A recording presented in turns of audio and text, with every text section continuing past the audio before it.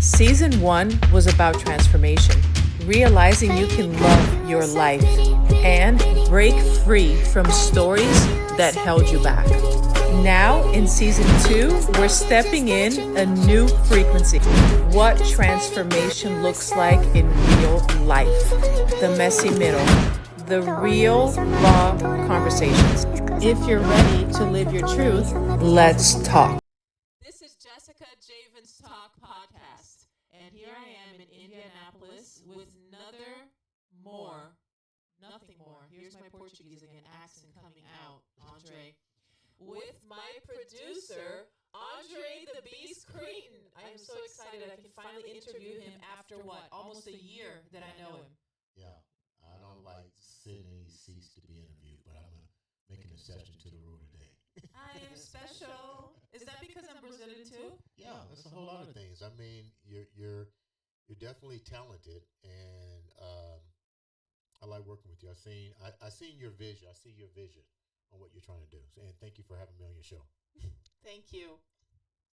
Now, we were just talking, of course, before we were here recording, and I want you to know that besides him making this exception, which I'm very happy, so you can get to know him a little bit more, who's behind all of this, is what he's been through just recently, which is amazing. So he just had a knee surgery 3 weeks ago, and he's walking and going on and about and doing all of this. And then 2 months before that, he had the other knee. And it's just like, what? How is that possible? How are you managing all of this? I'm Andre the Beast. No, but seriously, it's kind of like I believe you just don't let things stop you. You know, I'm not overweight. I don't have health issues. I should be able to take 2 knee replacement surgeries and deal with what they call the bare minimum of pain, but still be able to endure the pain and still be able to recover and go back and do what I like doing. I don't think if it was for what I like doing, the outcome would be totally different.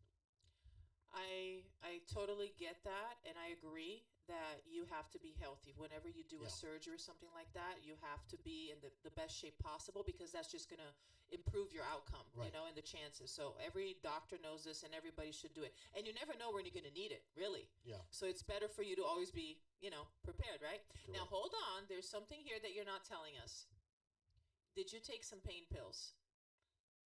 Yeah. Okay. So you have to have a little bit of help too. yeah. I really try not to. I try to minimize that, because I want my body to know that it's going to have some pain and discomfort. So I don't try to rely on it, but it's there if I need it. Very good. Thank you for sharing that. You're welcome. So I can identify with us not being able to do everything ourselves, that right, we need others, we need a community, we need help, we need tools, right? Mm-hmm. And that's good to admit. Yes. Okay, very good. Now, this is not the only setback or difficult challenge that you had to deal with. Tell us what happened to you last year, what you went through last year physically. Pretty much the same thing. But I had reconstructive knee surgeries. I had 7 reconstructive knee surgeries in a total of about a year and a half, in a combination with 2 spinal fusion surgeries. Okay, now if you guys don't know this, I'm just going to spill the beans. Andre is a professional bodybuilder from a few years ago. So can you tell me this, because a lot of people might be curious. Is the knee issue that you have, or spinal, all because of weightlifting? No. I was unfortunately in a car accident, and a young lady, teenager, ran a light one night, and I hit her and caused knee damage, and then it just never got any better. One knee injury led to another knee injury, and the nerves being damaged. So all this happened from one crazy day of driving, and I don't blame her. She was a teenager. It could have been worse. But it wasn't. And I'm able to recover. So yeah. Wow. How many years ago was this car accident? Oh my God, it's been over 8 years. Wow. Yeah. Are you hoping that this is the last set of surgeries that you had to do to recuperate from this? This will be the last. Let's celebrate. Yeah, I can only take so much. Let's get real. Yeah, this is it. Of course, that sets you back in other things. Like, for instance, I know that you don't professionally perform in that manner anymore. However, you like to work out, you like to take care of yourself. And I'm sure, because I've been through some medical issues myself, that you cannot do certain things while you're recovering from all of that long haul, right? Yeah. So what's your plan? Naturally, I want to get back in the gym. I still have clients that reach out and say, hey, when you coming back to the gym? Matter of fact, Kim McDaniels just texted me the other day, and she's a long-lasting client, her and her husband, Bob, and, people's like, hey, when you going back in the gym and stuff, but a lot of them have no idea of the severity that has happened since the reconstructive knee surgeries. A lot of them don't know that I had to go from that to knee replacement because it was a decision that I decided to just take because I was really just tired of kept getting injections every 3 to 6 months that really wasn't helping me to walk. Wow. But I do miss the gym. I mean, I can't wait to get back in the gym. I mean, when you've been lifting and been in the health and fitness industry as long as I've been in it, to even a month is it's not good for me, because it's part of my mental and physical condition to be in the gym, so it's really trying to come to grips with yourself that, okay, you need to heal. There's going to come a time where it's time for you to get back in the gym. And because my body's been used to it for so long, it's not like I'm going to walk in there and it's going to take me forever to go back to what I've been doing all my life. Well, I can connect just a little bit with that because I know the difference of how I feel when I'm working out and when I'm not, and when I had to stop because of, for instance, a surgery. So I get that, and I can tell how excited you are to go back soon. Now, tell me the difference that all of this did just because of not physical muscles, but your mind. How did your mind play a part in all of this?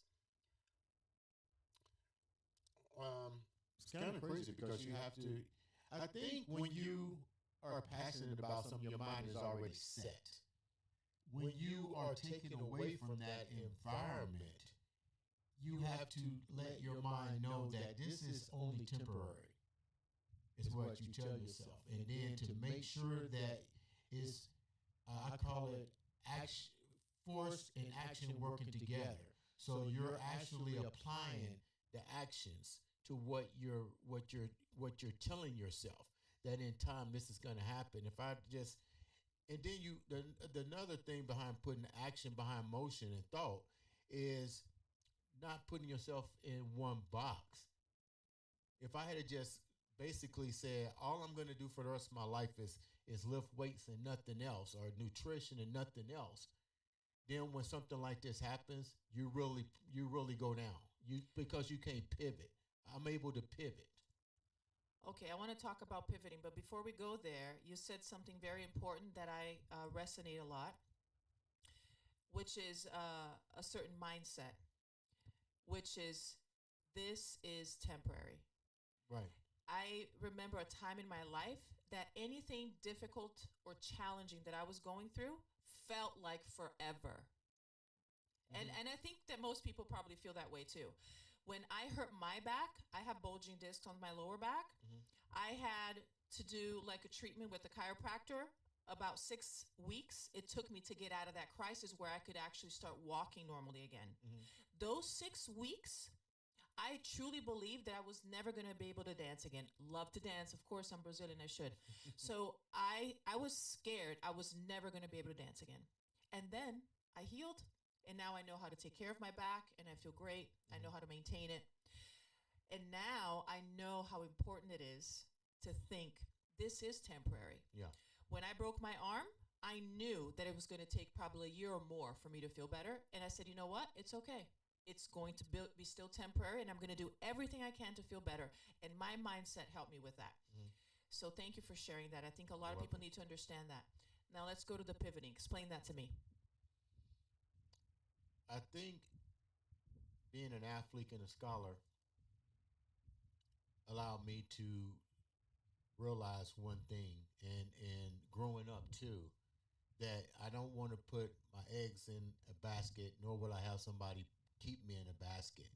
Uh, I've pretty much been blessed with that ability to, if I want something, I'm going to go get it. I'm going to manifest it repetitively.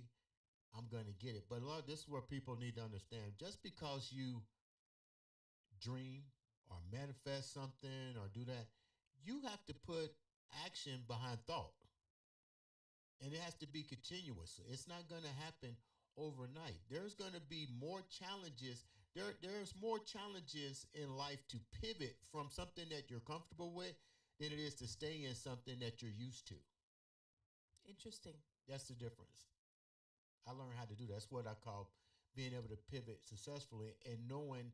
I think when you hear motivational speakers, they say falling and get back up, or falling backwards. I don't fall backwards. I fall forward and I get up. Um, and realizing what you just said too, time. I look at time like this. When you know, time works. Time works like this for me. I don't put a, I put somewhat of a time on when I'm gonna complete a project, but that time is what I call real time, realistic situations. Realizing that something's going to happen within this amount of time of me trying to pivot. What do you mean? Like what I just went through with the surgery. I still had guests to come on my show. I still have a radio station I just purchased. I have to run. I still have to market myself. I still have a daughter. I still have a family. I have grandkids. I have family. Plus my own medical conditions I have to deal with. So all these things, any part of that, if my daughter gets sick, I have to be there. I got injured. I had surgery. You know what? I can't do shows. But people are still your customers. They're your guests. You have to pivot. You don't get rid of them. You pivot. Hey, you know what? Unfortunately, this happened to me. You know, I might have had a setback to where, you know how it is. I'm cool today, and tomorrow my knees might be swollen. Can't do the show. Pivot. I'm not getting rid of them. You just pivot. You don't get rid of anything. You just pivot. That's something that for me, it took me many, many years in my life to learn.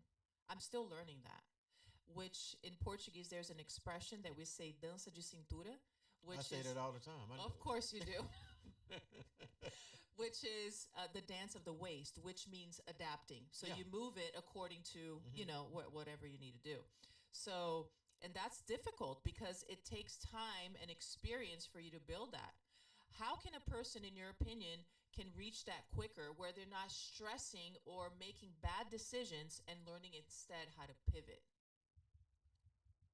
I think that sometimes you have to make bad decisions in order to pivot.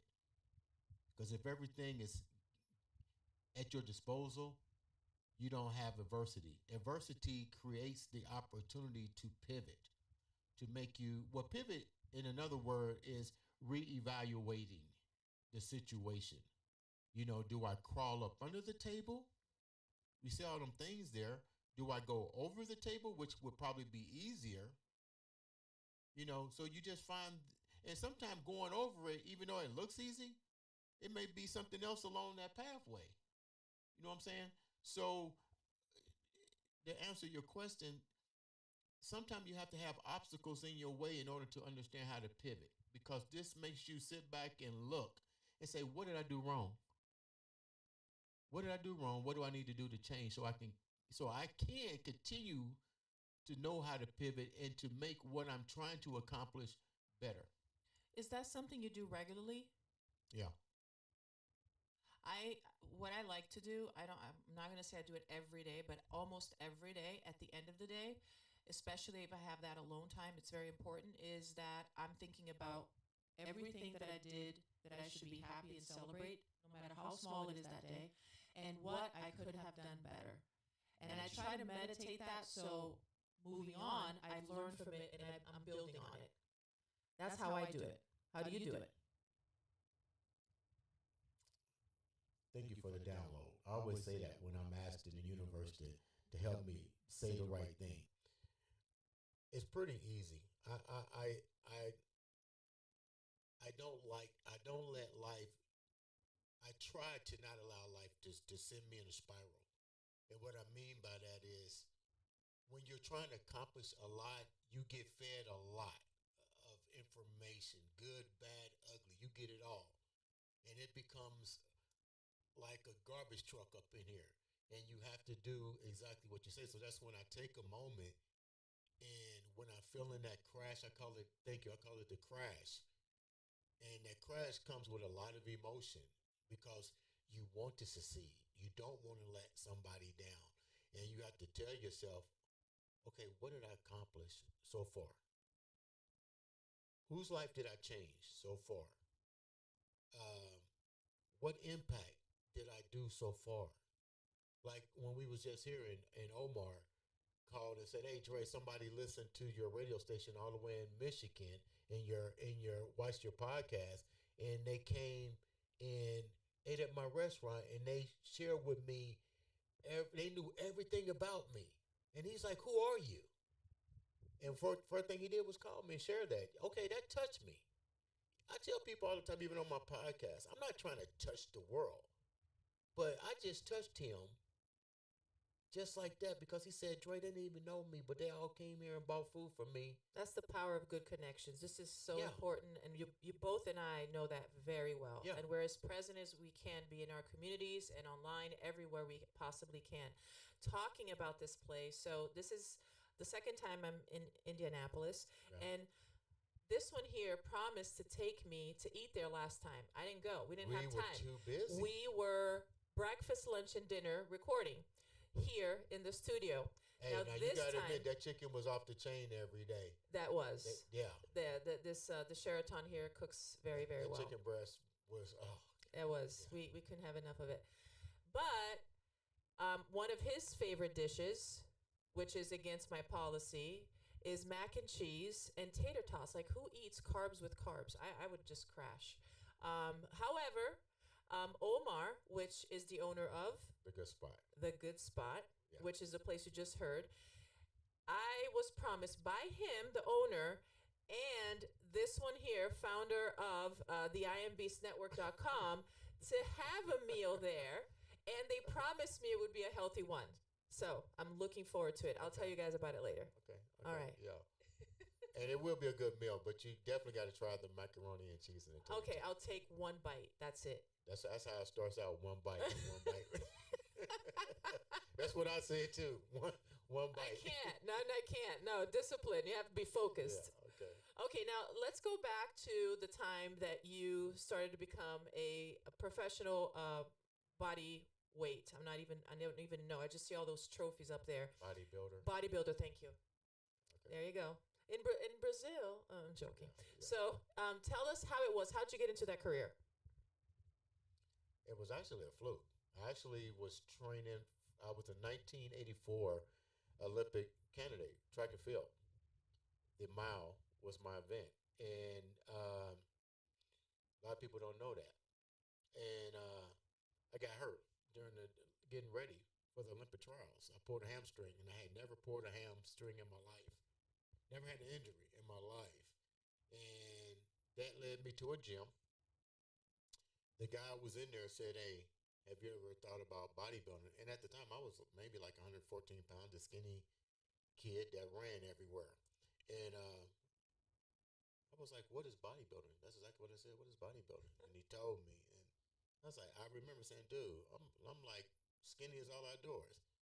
And I didn't like weightlifting. This is a tripped out point. I'm glad you brought this story up. I got an F in weightlifting in junior high school. Wow. I avoided weights all through school. All through school, I avoided weights.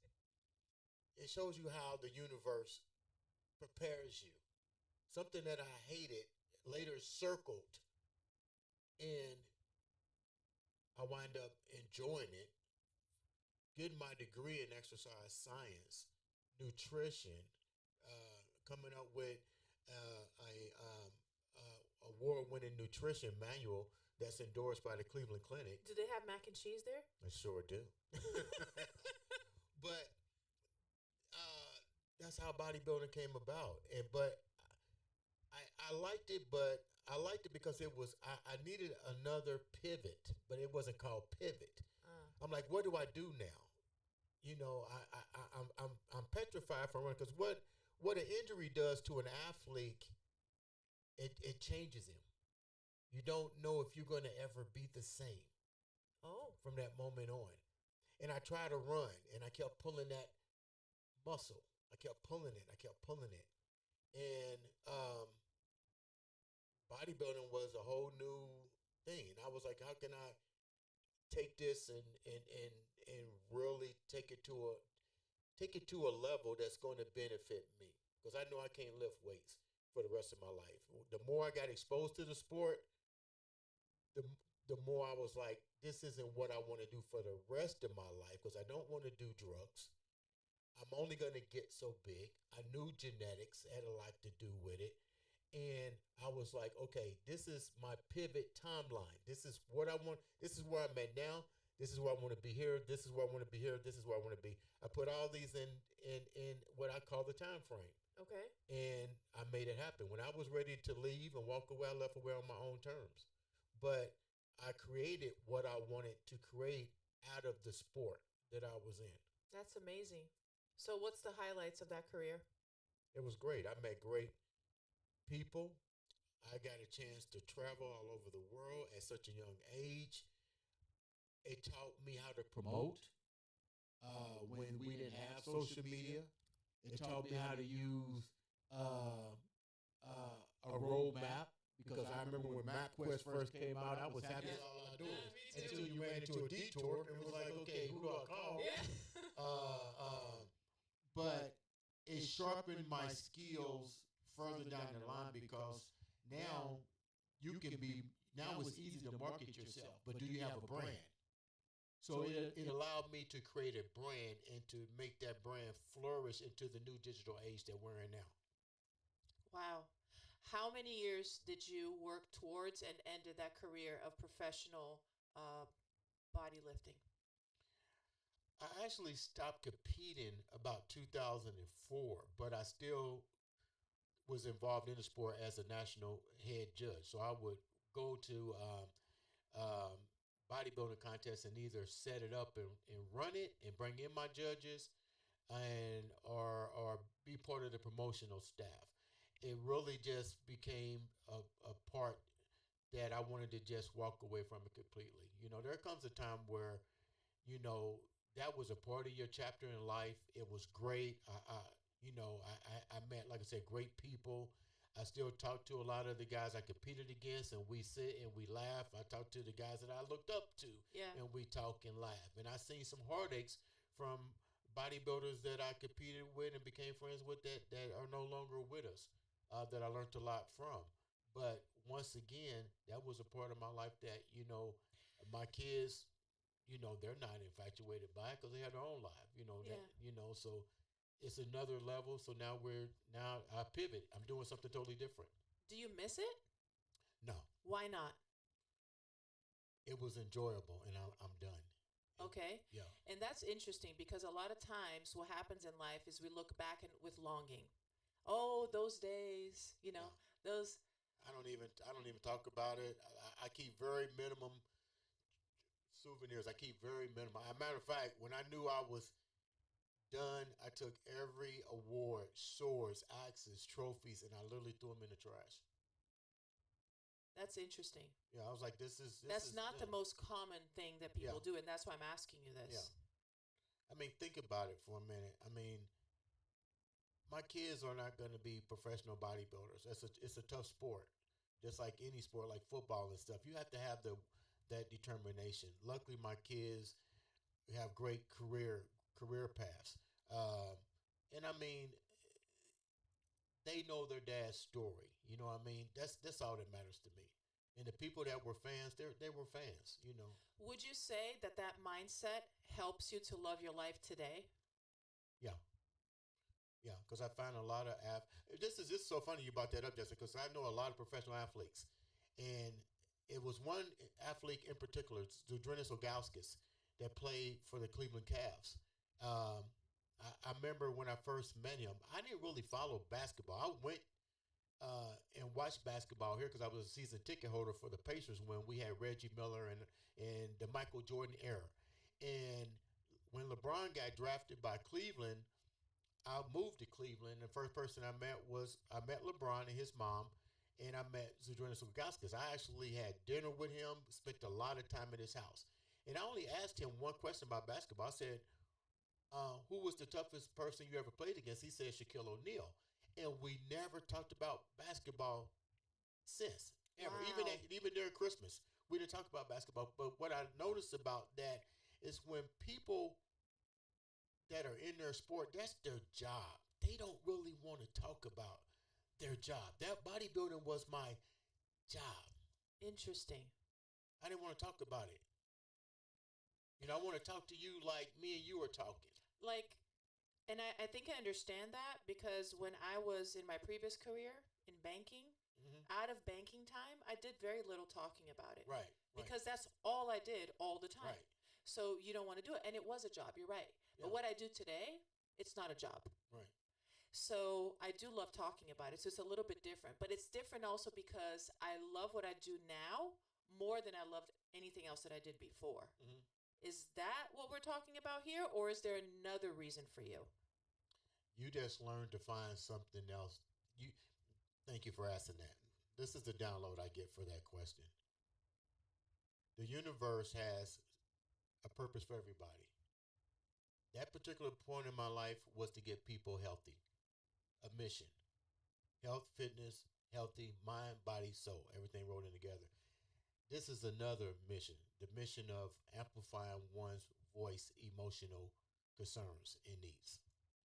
So it's a different mission, a different purpose. I always ask myself, what was the purpose for that particular pivot in your life?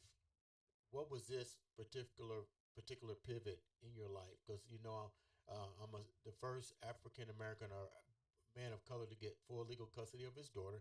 So I asked myself, what was that pivot point? What was your purpose there? So everything that we do in life, and a lot of people don't understand this. What's your purpose? Think about this. I talk to a lot of my friends that have high-paying jobs, and they're miserable. Mm-hmm. They love the money, Yep. but they hate their job. I'm like, so you will spend 65 years of your life. Most of the people I know are like that. 65 years of your life, every day clocking in. You're doing a routine every day, and you hate it just to get money? Don't sound fun to me. I didn't think I had an option. And I think most people don't think they have an option. They're stuck. They have certain beliefs and they're getting that paycheck and they're holding to that every biweekly payment. Yeah. And I have to stay here or I have the health insurance and I have this. If I get out of this, I'm going to lose control of my life. The system, the matrix. Yeah. Right?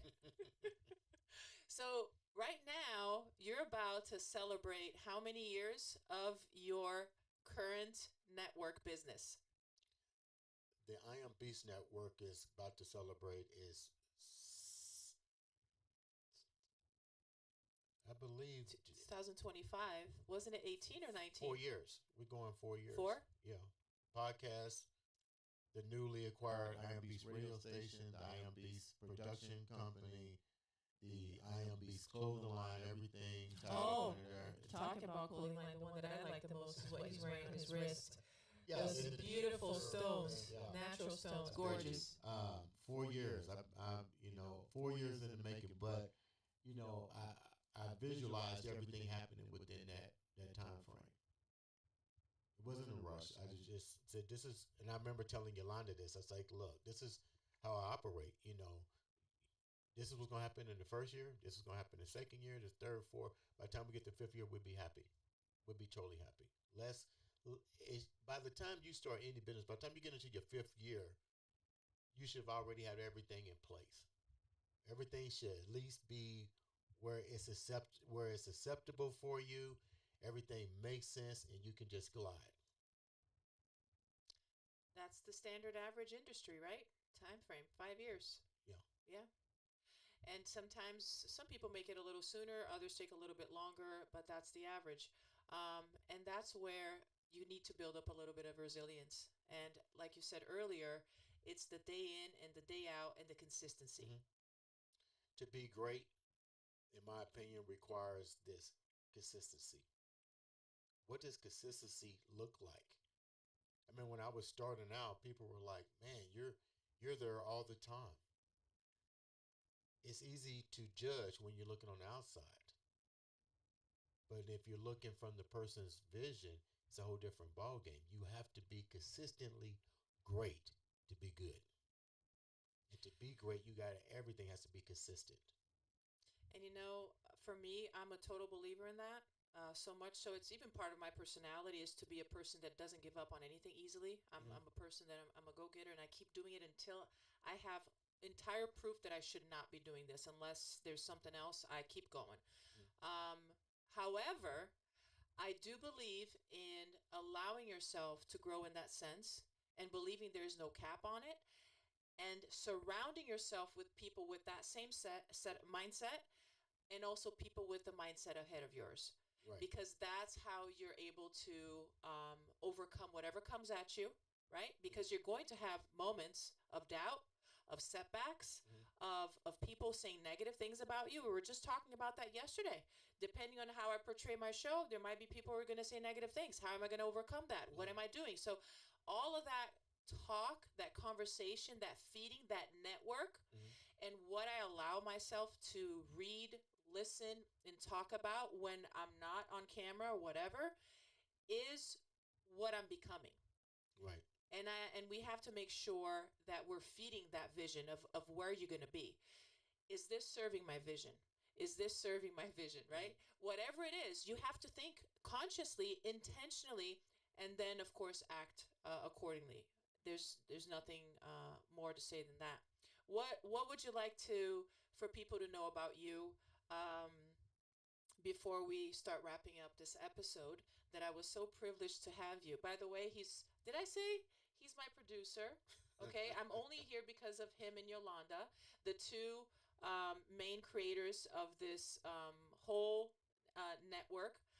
So he's of course the founder, and I'm privileged to be here and to be part of your living room or wherever you're at and you're watching us. So please make sure that you share this also with everybody. Don't keep it to yourself. That would be not fair. Share it to other people because everybody deserves to hear this, to learn this, and to connect. So what is your last thought? What's the question again? Okay, so what would you like to leave all of our listeners with today about Andre, about The Beast, about I Am Beast Network, about Andre Crayton? What would you like to leave our listeners with today? That's pretty good ending. Let me see. About myself. I don't know. I think I'm a hard worker. I do what I say. I mean what I say. Um, but more importantly, I think to tell people this: find out what your purpose is. That's what I would leave people with. Find out what your purpose is. In order to get to where you're at, realize that you're human. You're gonna make some mistakes. You're gonna fall, but realize you can get up and be consistent at what you want to do, and more importantly, be willing to listen to other people. I don't know everything. When I don't know something, I find somebody that does, and I apply that to further develop myself. I don't chase money. That's the biggest problem people run. I don't chase money. I chase my purpose. Um, Last but not least, um, the I Am Beast Network, what you talked about, I had no idea that life was going to allow such an opportunity for me to create a vision. And this started out just as a vision. And I've been blessed to see its purpose to share the purpose with other individuals and to allow them to have a platform to educate, empower others, and let them know you can, when doors close, open another one. Walk through all the doors. When you don't like one, close it. But look first, see what's in there. See if it's something you can take out of there. Bring it into your, put it in your locker. Um, but I hope that answered your question. That's one thing that you know about me. I'm a visionary family man, a good friend, and my friends that I have are Omar, Edward, Scott, Tommy. Uh, Geez, I miss out anybody. You know, my lawyer, Judy Hester, that I give a lot of things to. She was with me when I was fighting for my daughter. This is something people need to realize. Surround what you said. Surround yourself with people that are not a handicap to you. That see your vision. That when you're down, they're there. I can count my friends on one hand. And the funny part about it is you know who your friends are when you're really down. Absolutely. I shake my tree all the time. Even on social media, I shake the I tree. know. That's something new that I learned from her. Yeah, I shake the tree. You know what I mean? People's like, oh, I got 5,000 followers. I got 5,000 friends. True followers? Yeah, true followers. If I got 10 good ones, I'm good. I'm blessed. Let's get real. Do I know 5,000 people? It's the quality, right? It's the quality. That's what people need to know about me. I love that, because the other one is superficial. Right. And that's what people are doing, but that's not what humans want and need, really. It's the real deal. Well, we don't know what we want because we've been told to follow culture. I mean, you talked about this the other day. We talked about culture. 3 things that shape people: culture and religion, and then politics. What cripples people is people's inability to have a critical thought process, meaning being able to think outside the box and to be able to not look at everything from a fear-based mindset. And this usually happens from culture, religion, and politics. Think outside the box. The universe is vast. I remember growing up where they told us we only had 7 planets. 9, 12. Yeah. You know what I mean? So what does that tell you? That's right. Think outside the box. The universe is big. So if the universe is vast, look what you can create. Look what we just did. Look what you just did. You got a podcast. Congratulations on your podcast. Thank you. Great podcast. I'm not just saying it because I'm the producer behind the thing, but I heard your vision. I know what you wanted to do. I said, hey, Jessica, take it to a different level. You're Brazilian. You're boisterous. You got things that you want to say. What better time than now to attach your brand, to create your brand, and to really work your brand? Right. Absolutely. And we have all the tools. We were just saying that too, right? If we had this technology 20 years ago, Oh my God. right? Yeah. So anyways, I'm very happy to be here. Privileged that he had a little bit of time for me, and he's going to take me to The good spot. the good spot. In this premier family-owned style restaurant located beautifully in downtown Indianapolis, Indiana, Omar, in the good spot. Nice. I can't wait. And I also would like to, of course, thank the network, the IamBeastNetwork.com, Andre the Beast Crayton, for having this all happen to you. If you have not subscribed yet, please go to the IamBeastNetwork.com. My podcast is also located under there. You can go to YouTube and U42. This show is brought by Forever Living, the aloe vera juice that changed my wellness, and also brought by my brother's wine bar that just opened in Fort Lauderdale through the Vine. Yeah, through the Vine. Yes. So share this with everybody. I'll see you on the next episode. This is Jessica Javens Talk. Let's talk. This is Jessica Javens Talk.